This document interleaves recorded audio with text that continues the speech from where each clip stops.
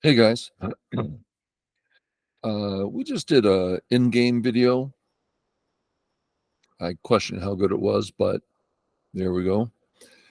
And in that video, we talked about if you know when in-game starts, it helps your game out.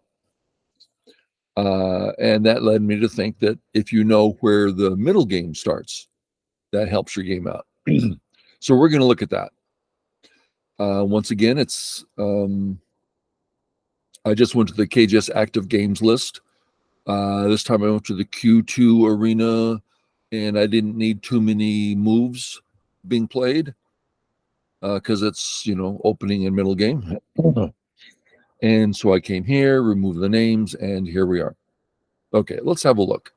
We'll be looking at some moves that don't have anything to do with the subject on the way to the subject. Okay, here we go. Empty corners comes in just fine. Not a problem.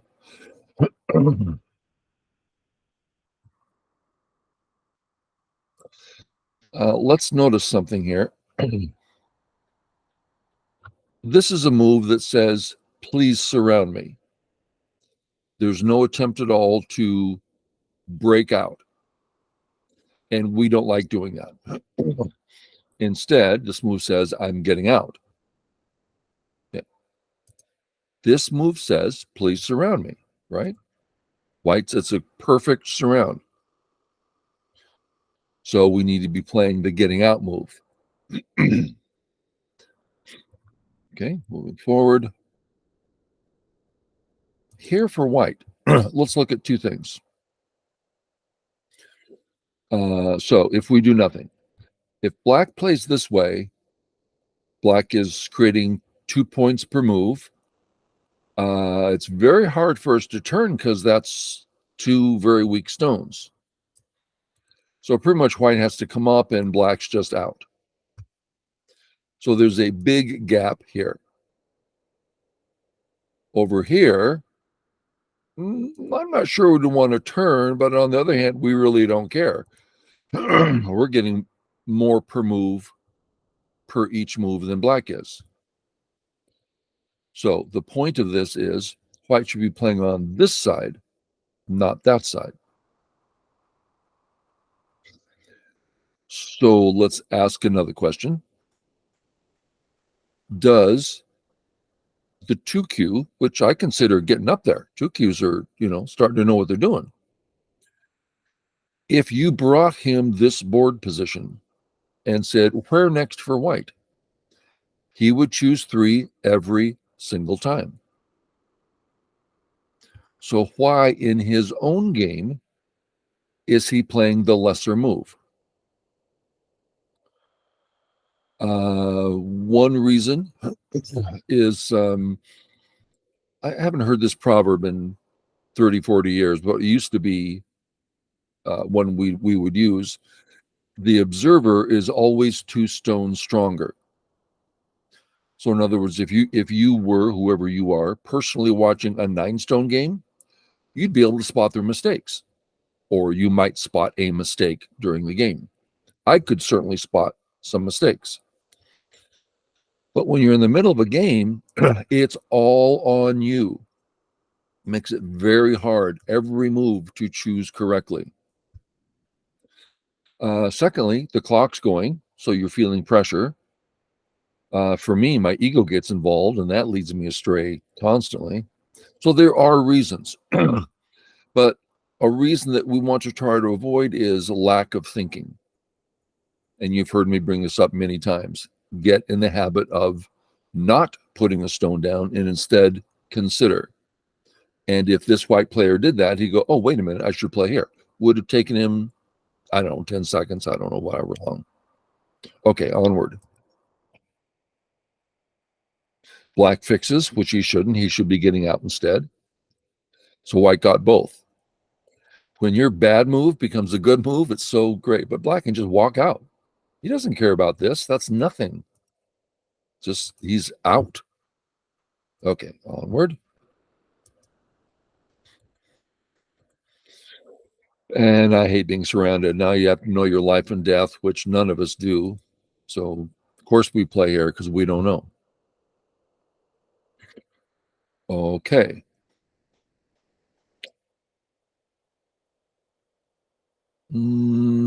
Let's. Well, this is all good. Okay. So let's go through and find the white move. How do we do that? We check our groups. First, we recognize that A and B are two separate groups. There's a cut there. So two separate groups. Our B group is up to the fourth line, tons of room, white stones on the other side at Q4. Really no thought of any sort of weakness at all. Okay. How about the A group? Well, only 3 lines high, and it faces a black area. So if white weren't to defend, he'd want to defend now, right? And then black got a free move on the left, and then his follow-up move would be big. So A has some weakness, B doesn't really. So we could either decide to play in a corner and say, I don't think I'm that weak, because it's a matter of discernment, right? Or we could say, I'm going to fix my A group and I'm going to fix it this way because now all my groups are great. I have great height, center thickness. Everything's wonderful for white. White is clearly ahead in this game. Okay. But white win here.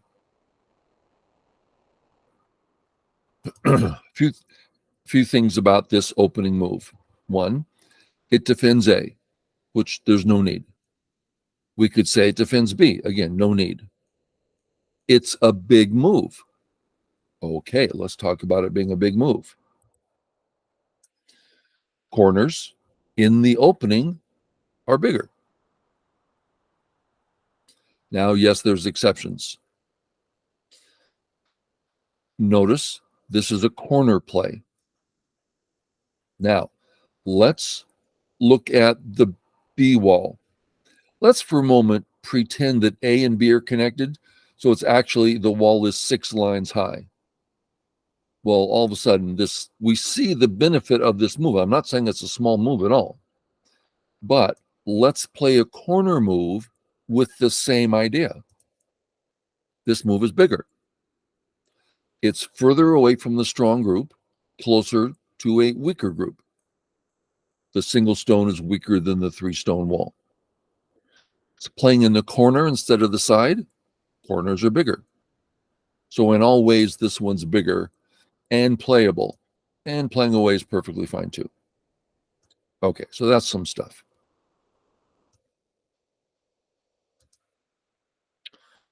Opening move, but corners are bigger. So A, B, C. So there's 5 corner plays. They're all bigger. Okay, forward.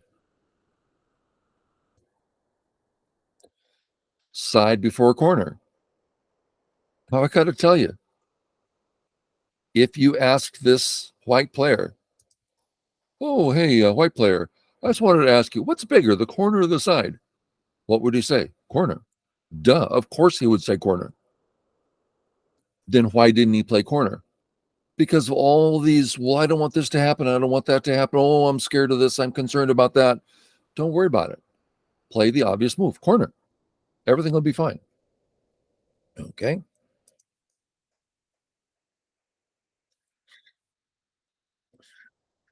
Um, let's just briefly define opening.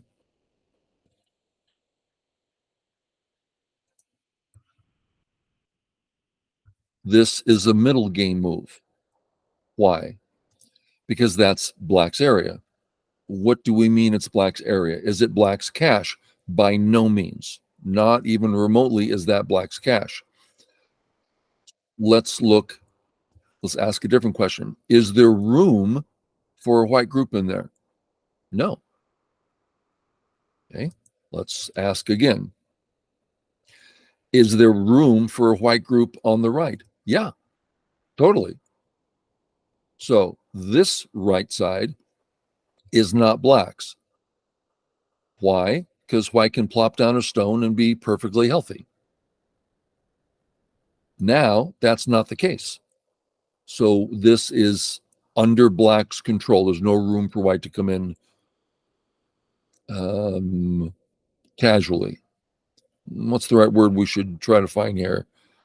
There's not room for a whole group in here, white group. Okay. So that's kind of how we're defining opening and middle game. Let's go forward. White, we saw that move. Black. Now, all in unison, what should white be playing? White should be defending his group, right? Make a steady group, probably here. If you want to play it with some strategy, saying, I dare you to come in. If you come in, I'm going to do something else. And then black might, who knows what black's going to do. Okay, but it would be to stabilize the group. What does white do? White comes in here.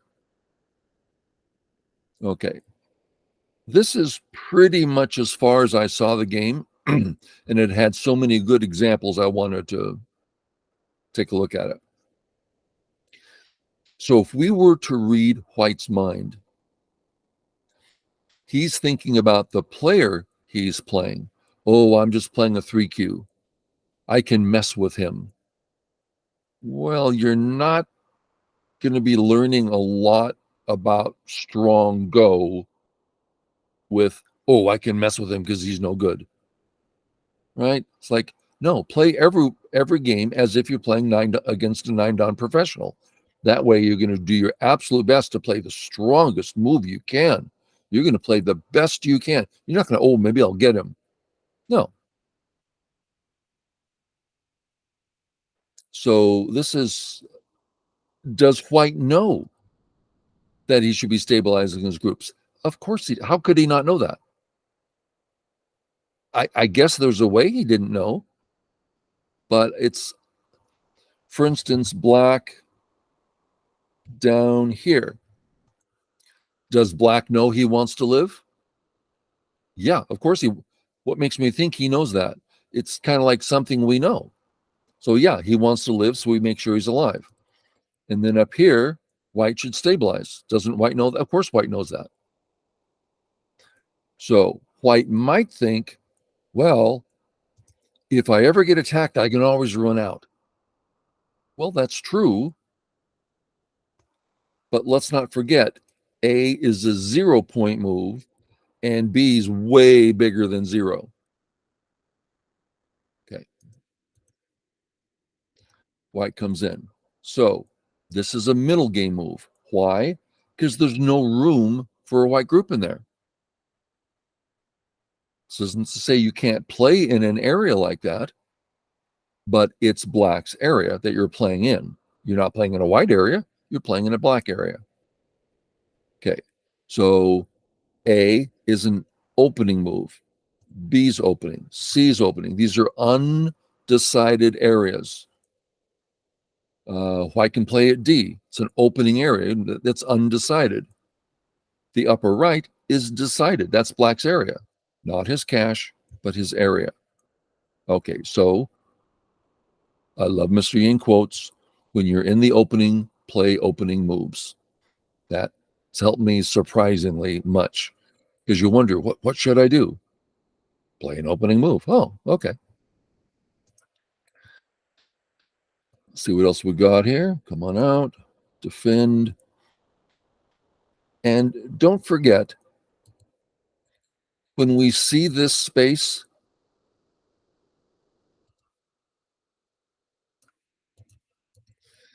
A is 2 spaces away from B. C is 1 space away from B. C is closer to B. White's closer to black than black is. So it's thin. That doesn't mean white can push and cut. That doesn't mean anything other than black is weak.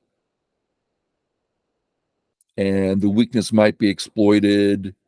White might decide this is Sente. Oh, well, then that's a free move.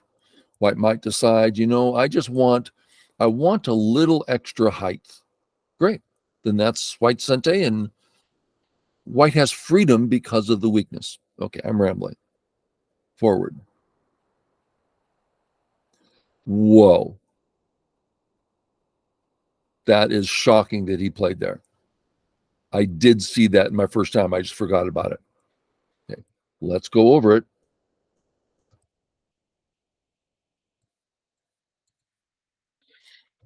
White has a weak A group. White has a weak B group. White C really doesn't defend or attack, or you got to take care of your groups. The idea that a 2Q either doesn't know it or, I should be a little more open-minded. Go is a fun game to play. You don't have to try to learn a darn thing. And that's a prejudice on my part. To me, Go's always been a learning experience. It has taught me gobs upon gobs about myself, about others, about Go, about life. It's an amazing game. And to me, that means I get to learn. To other people, it means they get to have fun. Well, I'm going to do something I know is wrong just for fun. And that's acceptable. Okay. But you got to admit, this is, wow. This is ignoring everything. Okay. And then black also ignores. Okay. If black just comes out, right? Next move, I was like, this is pretty serious against white. White's going to think about getting out, and then we get to attack white in whatever fashion we choose. But one thing at a time. Defend yourself. Okay. So we're getting into Q craziness, and that's something that Q players have a lot of, is they just kind of go crazy. Wow. Okay, we'll stop here. This is non-secular, non, it's a Star Trek term. Non sequitur, having to do with nothing, having nothing to do with it. Do you know what episode that's from? Non sequitur. Okay. So we'll stop there. We saw some definitions about opening versus middle game, and we saw some basic principles pop up. Okay. Hope it was helpful. Catch y'all later. Bye.